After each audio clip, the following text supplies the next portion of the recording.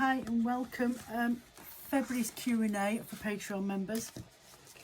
I know we're in March, but this is February. I put the questions out for. And I've been poorly, so bear with me. Right, so there isn't a lot of questions this month, but I do have a question that was asked that I'm adding to this, and you might actually find it useful. Okay, so Victoria asked, interested in regenerated cellulose fibres, i.e. bamboo, soya, etc. Personally, I don't get... Right, so she was asking about that. She was interested in that sort of information. And then she was asking about, do I ever spin the fibres? What she knows that I actually blend with them, but do I ever actually spin with the fibres on their own? Right, so your answer to that is, personally, no, I don't. I don't get a chance to actually experiment with any type of fibres. Believe it or not, I work between 35 to 50 odd 60 hours depending on what time of the year it is and what I've got going on in the studio. But I work that amount of time and hours, not just from making the stuff, but blending it, dyeing it, going through all that process, which can take up to 2 days depending on what I've got going on. I've got my admin to do, my social media posts, my accountings, my packaging, my packing, my stock checks, stock ordering. My week is absolutely jam-packed. Then with the videos that I do as well, and then the live chats, there's just no time. But saying that, you can spin these fibres. Just be careful though, some fibres are really short. So you might find that you might have to blend it just a little bit with some wools or something like that. Soybean fibre or soya fibre, both the exact same, soya fibre, they're all the same, okay? You can get a staple length and you can get the top. The top's the one you want to do, but it's quite brittle. You can spin milk fibre, you can spin rose fibre, you can spin lotus fibre, pineapple, banana, nettle, engineer, corn fibre, bamboo fibres. You can spin all of them, but you need to have a decent, you need your staple length to be able to spin it. And in comparison to spinning it with wools, you might find it's more expensive. Some fibres can be anywhere in the price range of £3.75 for 100 grams, up to £5-6 100 grams, whereas wool you're looking at anywhere from £1.50 in Britain. I think the cheapest one at the moment, it might be £1.35 for us over in the UK, is a Northern European wool. Can't remember which one it is off the top of my head, but in comparison price wise and the length of time it takes you as well, because spinning a silky fibre can take a lot more concentration, a lot more effort, and it costs you a lot more if you want to make it into something. Okay, if you want to knit or weave with it, it's a long process to go through in this spinning effort of it. So I've written down soya to top of my bar. I've covered that bit. Work out more expensive, but take a long time to go. Now you mentioned viscose. Are the plant-based fibres like rose and nettle and everything else? Is viscose a plant-based fibre? Do they come in the category of viscose or something like that? Your question was. Now viscose is a fibre counted exactly the same as what your rose fibres, nettle fibres, soy fibre, bamboo and everything else. It's a wood pulp, and it's actually been, I'm absolutely positive, and I'll see if I can find it and I'll pop it up on Patreon. There's actually a video I'm sure I spoke about viscose and tencel in one of my videos, like a breeze through type thing. It might even be a Christmas advert video from not last year, the year before. But yeah, viscose is actually a product that was created in the 1950s over in America, and they wanted to find cheaper ways for creating fabrics, and it's actually a pulp-based wood fibre, and that's it. And again, cellulose process, and it goes through the manufacturing of how they do it and everything else. You can actually find the information. Now a tweedy viscose, which is another fibre, it's really soft, it's got little lumps in it. That's exactly the same stuff, but it's been blended with, here in the UK, it's blended with a wool fibre. And I think it's roughly a ratio of, I don't know, maybe looking at a ratio. They don't actually give you the ratio of what it is, but I would say it's probably a 50-50 blended ratio. So you get the wool and you get the viscose, and the little neppy bits are a conglomeration of the both of them. Then you asked, how long can a fleece or an alpaca, you said an alpaca fleece, it's an alpaca blanket, the terminology is over here in the UK, can be stored for. So my answer to you was, how long do you need it to be stored for? As long as it's in the right conditions. I mean, if it's laid out in the middle of a barn floor and it's left there to rot, it's not going to last. It will biodegrade and it will cut down. If you've ordered some fleece from a farmer or a breeder, and they know how to pack the fibre properly, i.e. in a cotton pillowcase or a cotton bag, so that it's stored, it doesn't get all wet and sweaty, then it can be put inside a plastic feed bag, which is how a lot of us get them over here in the UK, and then it's either sellotaped right up like that and then put it in the post. Sometimes you get it in a box. I can say with hand on my heart, I have got 2 fleeces in my cupboard, okay? They used to be over there, still in the original boxes, still not unpacked, and they've been in there since 2020. I keep meaning to get them pulled out and get working on them, and the summer months and autumn seem to be getting closer and closer together here in the UK, that I can't even get processed and get them washed and dried and sorted out. I've not been able to process a fleece for 2 years because the weather's just so unpredictable.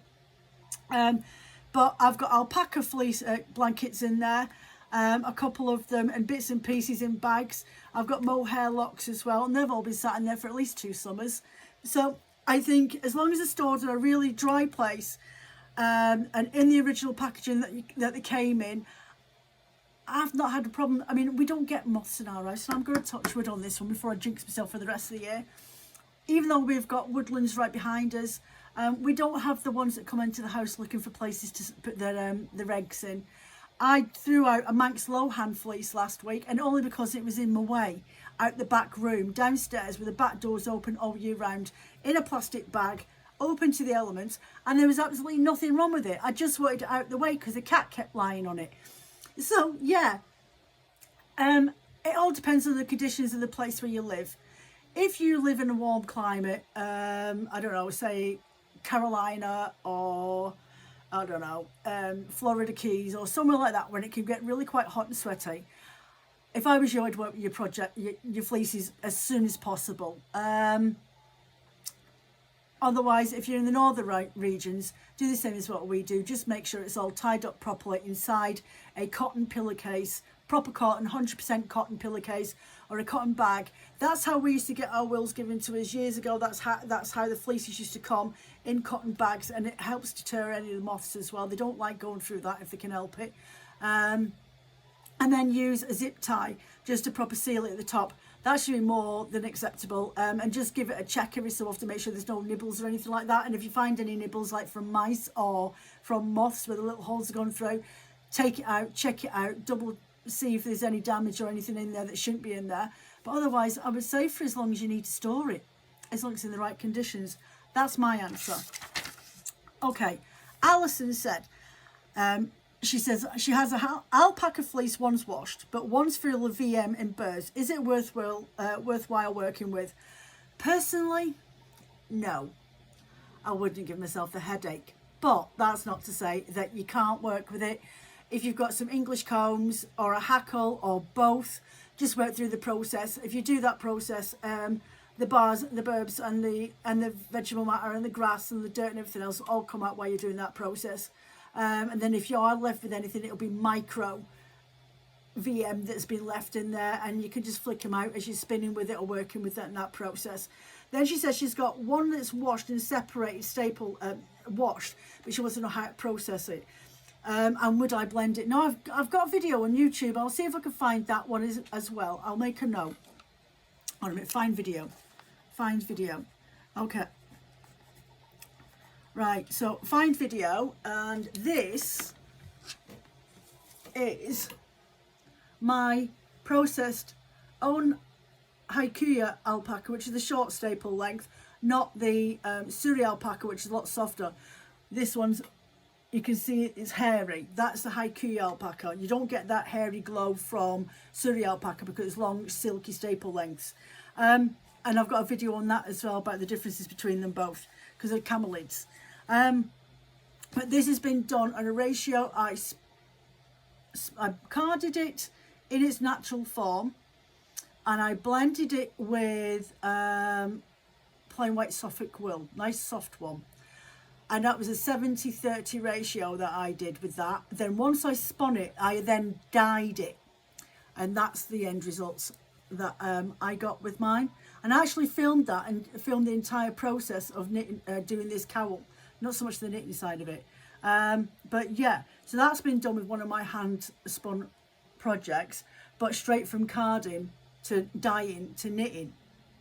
But it all depends on what you want to do it with. I would definitely advise doing a wool blend, but then each to their own. That's not to say that you can't do an alpaca, 100% alpaca hand spun, but you might find if you're gifted it to someone, they won't know that they have to hand wash it or can't be bothered that they have to hand wash it. They'll throw it in the washing machine and it'll end up the size for a 3-year-old because it will shrink.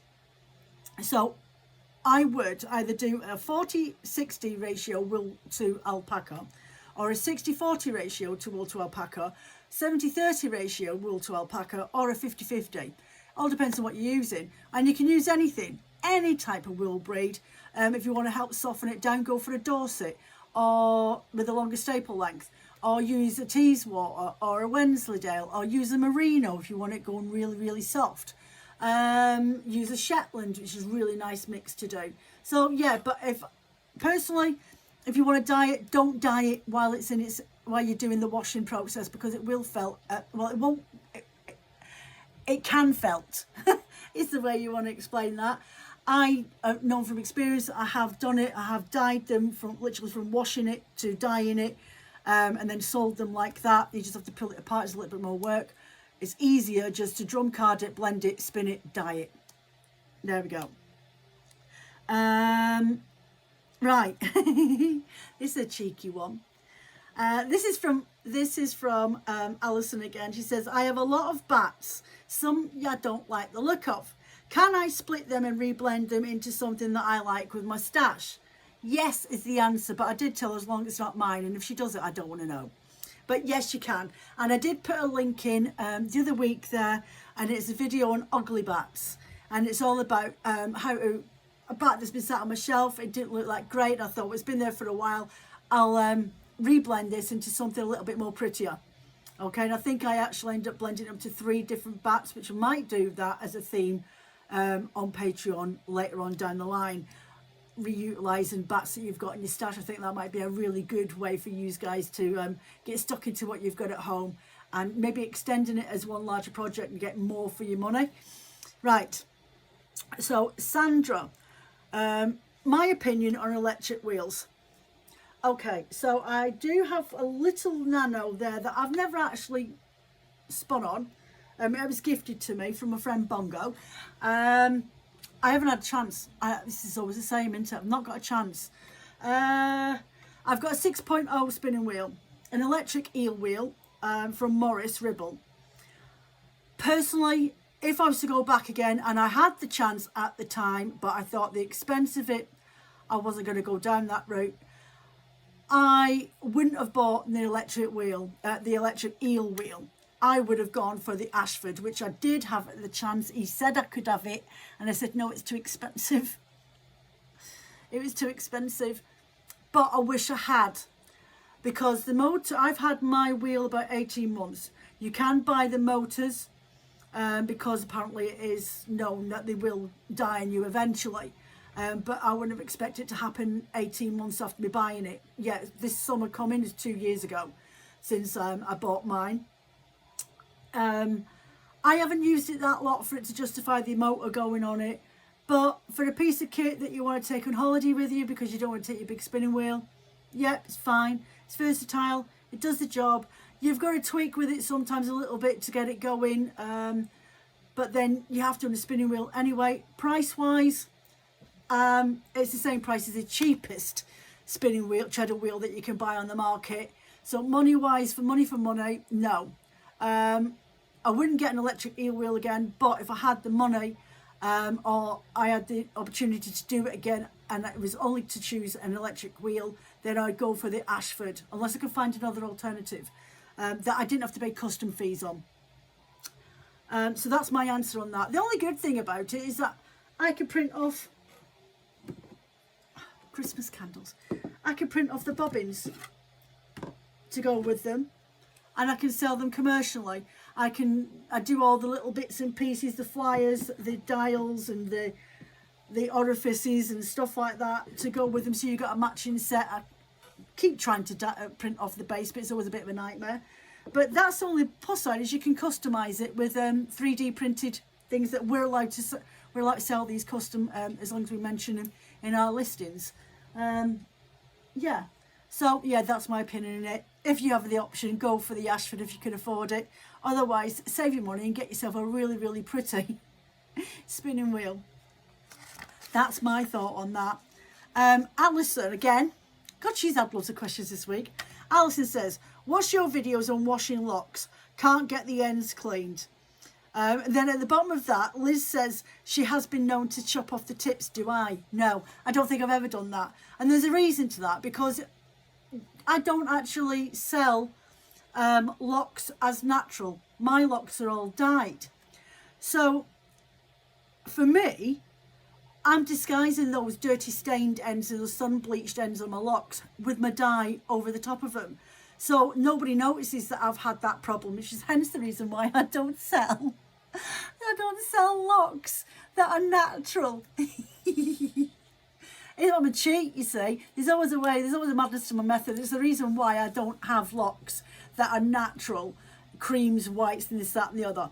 Now, I did do a video, and it was from a mate that's got a farm down in Wales, and I get my Blueface Leicester from her, but she was really disappointed because of the weather conditions last year, which can affect the standard of a fleece, because her Blueface Leicester is usually absolutely amazing. But the weather was so bad and wet all the way through spring last year that her fleeces, when she cut them off her sheep, weren't of the best quality, and she really wasn't happy with them. So she sent me one to try it out to see if I could do anything with it, or just to get my opinion. And I actually washed it in 2 ways. I did my usual in the sink, 3 or 4 rinses, but then I actually got half of the fleece and I put it in my big stock pot, you know, my dedicated dye one. Added in a little bit of washing detergent, just a dash, and I put it on a simmer. And I did it like that, the same temperature as what I do at my dye and my roving. Sorry, my throat is going to go again. The same temperature as what I do in my rovings. And I did notice a difference in the cleanliness of the locks, but there was a colour difference. One had more of a creamy tinge to it because it had been simmered, whereas one had more of the white natural look to it because it had just been washed in the sink. But the tips were clean. But then her fleeces are really quite clean anyway, and she does wash her girls before she shears them. So try that method in a dedicated pot just to do a sample. Don't swish them around or anything else. Just put them onto a gentle simmer, leave them for 20 minutes and take them out. Rinse them in the water in the sink as you would do anyway, and see if that helps. Otherwise, dye them. Victoria says, do I have any sheep? No, I live in a little terrace house and there's loads of fields around me with different breeds of sheep. I've got Rylands across the road, we've got Herdwicks up that way, Swaledales up on that hill up there. But yeah, no, I don't have my own sheep. I've got 4 ducks, 2 chickens, 2 cats, 2 dogs, 2 rabbits. That's more than enough. Do you have any children? Well, as you Americans would say, I'm a blended family. Even though we're a bit strained, our kids are all grown-ups and they don't seem to want to keep in touch that much these days. I've got 3 children. I've got a 29-year-old man who acts like a boy. I've got a 24-year-old lad that owns his own business. And I have a 20-year-old daughter who graduated university last year, and she's a landscape developer. And she just, she's got the highest grades in her degrees. Plus I have 2 grandsons to my middle child who are 3 and coming up 5 this year. And then Phil on his side of the family, he's got 1 daughter, one son. and his daughter's got one little girl who's the same age as my youngest grandson, and she'll be 3-4 this year. So yeah, there we go. So there was one query, and it was a question from Liz. Do you think plant-based fibres are more of a processed procedure than the animal fibres that we buy? There's a lot more. It's not as environmentally friendly because the amount of production that has to go into making these fibres. Now, I do have videos on my YouTube. I know there's 298 of them, and I will see if I can find some, because I do tend to add on a couple of videos that are free to watch on Patreon. It's more to get people a bit interested in like find out who I am, for them to want to actually pop over and become members. So they're older videos, but I do tend to do videos where I explain the fibres and the backgrounds and everything else. So I'm going to read this article. It's from an online magazine called Lampoon. Okay, you can find them, but I like to go searching for the information because I am a bit of a researcher. I'm a bit of a geek, a bit of a dork, and I'm going to read you this article. Okay, so vegan substitutes to raw traditional materials in fashion. Ethical rose plant fibre. Ethical rose petal fibre. So they call it petal fibre more than what we call it, just rose fibre, but it's exactly the same plant-based fibre, okay? Suitable for blending or non-wovens, rose petal fibre is eco-friendly alternative to silk. One major environmental polluter, rose petal fibre. One major environmental polluter. Rose petal fibre, a plant-based alternative. As traditional silk is often harvested from silkworms that are eventually killed afterwards, from companies that rely on child and forced labour, using energy-intensive purposes and harmful dyes to work the silk, with fashion brands have turned to plant-based alternatives like rose petal fibre that imitates the feel of silk. With the onset of global warming and climate change, a growing level of environmental conscientiousness, and the easing of legislative regulations, there is a resurgence of interest in the use of raw materials for the natural raw materials for the textile industry. Silk-like materials are created from plant or agricultural waste, including orange peels, bananas, milk, and rose petals, which use cellulose as the raw material. So cellulose, the makeup, the biology of each of those items. Rose petal fibre is a cellulose fibre, and some of them come directly from the plant. Others, like bamboo and viscose, are regenerated, meaning that they're broken down to the cellulose of the plant where the fibre is manufactured from. So its core element, it's the cellulose part of the bamboo and of the viscose, which is tree pulp. It's that strand right in the core where all the water and the nutrients go up to the plant, okay? So that's the bit that you're using as a fibre, because it's the softest part. Meaning that they're broken down to the cellulose of the plant where the fibre is manufactured from. All plant-based fibres have to go through a process where they're separated from parts of the plant that are not used for the end product, usually through harvesting, separating from the chaff, from the wheat, and cleaning. That's the expression. Some of these processes can be considered natural and organic, while some require intensive use of chemicals which can negate their virility, such as bamboo. Rose petal fibre belongs to the regenerated type, particularly a blend of cellulose and rice protein, and is made from natural waste of rose petals and rose bushes. It's classified as a type of bast fibre, also called phloem fibre or skin fibre, which is collected from the phloem, the inner bark, sometimes called skin, surrounding the stem of the dicotyledonous plants.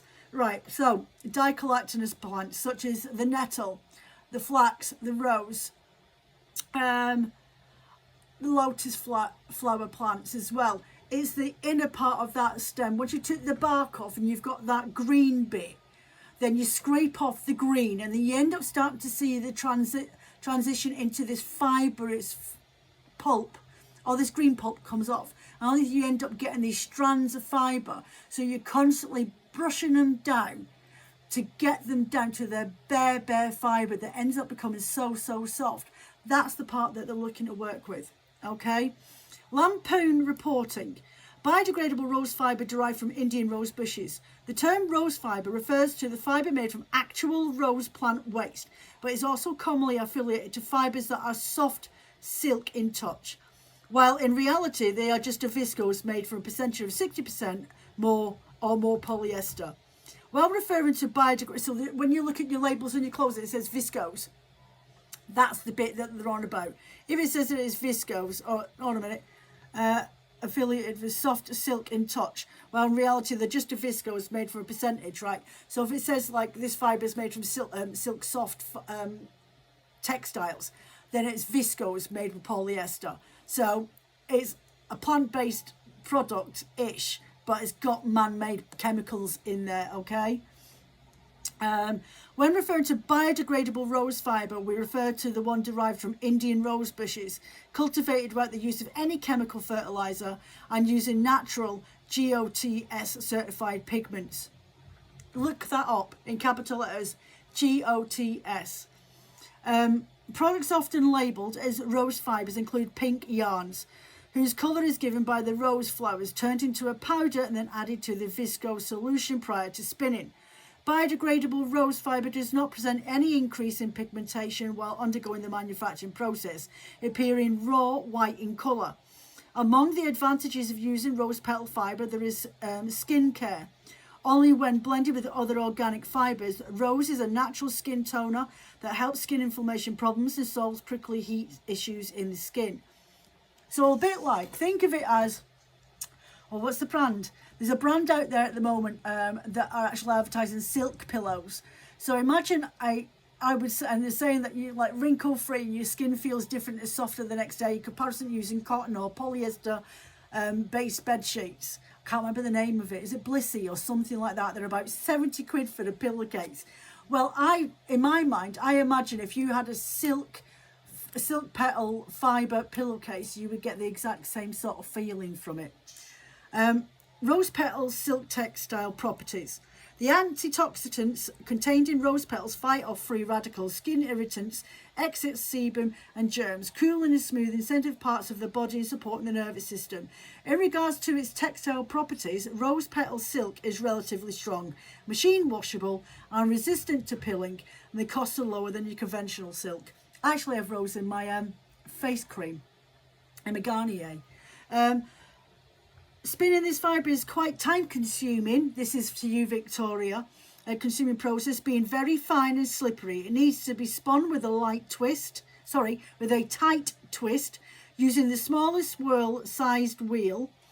Worsted spinning method uses a short forward draw, spinning from the top of the fibre bundle and drawing out small amounts of fibre at a time and not letting the twist get into the fibre bundle. Also, it's versatile, meaning it can be mixed with other fibres or used on its own and can biodegrade in the soil. So blending with wool in art bats is not a problem because they'll both biodegrade at the same time. Okay, plant-based fibres and high cost allocation for industries. Silk from mulberry worms produced conventionally is used where worms are bred and then reared in captivity. These processes both result in high volume of input and feed, high volume input and cocoons. The feed and the removal of the sericin gums from the fibre use chemical inputs including pesticides, herbicides, fungicides, synthetic fertilisers, added to subsequent fibre bleaching and metallic salts to increase the weight and the density. Also chemical dyes are being used for consumers who are concerned about the impact of their fabric choices on animals, workers and environment. Silk and other fibres made from the side of the others living beings are being questionable in their investments. In other words, because you've got creatures that potentially, if they're being farmed, they're getting killed at the end of it. Is it ethical? Who knows? It's down to you to decide. But there are people out there that really are quite concerned about this thing. It's different if they're being farmed in an organic way where they're growing around on the mulberry trees and eating those trees and living like that. But some are mass grown as we are fully aware. Plant-based fabrics might still be flawed and at their early stages of development, but represented a more environmentally conscientious alternative. Sustainable or ethical clothing and fair production may have meanings for them to be more than just the concepts. They have to gain support from global certification that is set, defined in transparent standards. In this regard, naturally sourced and sustainable rose petal fibres need to be GOTS certified and undergo on-site inspections from the first processing stage, and that would show evidence that organic and conventional fibres are never commingled to avoid contamination to the manufacturing and then in trading. It is not easy for producers to rely exclusively on plant-based alternatives while causing minor environmental impacts in terms of amount of water and energy used on one hand, and those fibres represented higher costs and allocations for industries. Hold on a second, have I done that right? Yeah, that's how it came out. How to make new natural materials more available. First, consumers should prioritise plant-based textiles over synthetic petroleum-based ones or animal-derived materials because the cycle of such are local from a harvest to decay, and the suppliers are regional and support fair trade. Second, while working with these materials, final outcomes are biodegradable. So is sheep's wool. So take that as you will. We're the ones that bred these sheep to constantly supply us with wool, and it takes generations and generations for these animals to re-evolve back to them shedding and casting their fleeces throughout the seasons. So we've got a responsibility to look after these sheep and shear them. Okay, so we're always going to have a byproduct until they stop, until they start to cast the fleece again, like herdwicks do. Okay, so that's my thought on that one. The majority of plant-based non-wovens can fully return to nature, delivering micronutrients and mineral salts back into the soil in fibre form. It depends on the blending. Pioneers of the textile industry are opting for other plant-based alternatives such as organic cotton, which creates lesser amounts of stress to the ecosystems. Nomadica clothing is one of the brands that have decided to produce only plant-based fibres, including rose petal. So there we go. So Nomadica, Nomadica clothing. They're based in India. So if you want to give them a look up to see what they've got, then you're more than welcome to. But that was by an article published by Martina Tondo in the in the Lampoon magazine online. So there you go, just a little bit of information. I hope that helped with any questions or queries that you might have had. If you want to stick a question like that in for for March's Q&A, which I will pop that up this week, later on in the week, once this video has been released, and you can just pop your questions, your thoughts, your ideas down, questions to me, something like this again, and maybe just top on those subjects every month in the Q&A. It's up to you what we do here anyway. So I'll let you go. I hope you enjoy this. And remember to hit that like. Even though this video is linked onto my YouTube, it still counts when you either leave a comment or leave a like on there. It really, really does help me grow. I hope you enjoyed this Q&A this month. Art Bat Storyteller Bat will be on there, available to watch tomorrow. I'll be filming that in the morning. It's like 4:30 now, and I have to go and cook and feed dinner, fill his dinner. Otherwise, I'll think I've neglected him and he'll sue me. Right, you take care of yourselves. Thank you very much for being here. See you later.